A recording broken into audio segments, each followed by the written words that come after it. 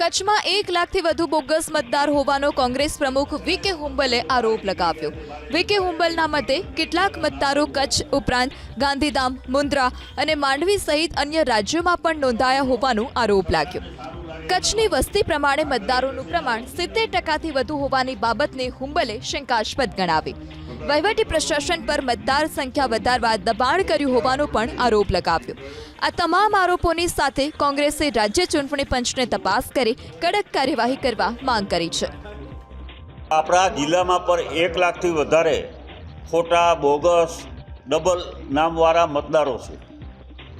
આ માટે અમે અનેકવાર રજૂઆતો કરી છે કે આ બોગસ નામો હટાવવા જોઈએ અને કચ્છની વસ્તીના પ્રમાણમાં ખરેખર મતદારોની સંખ્યા 62% થવી જોઈએ।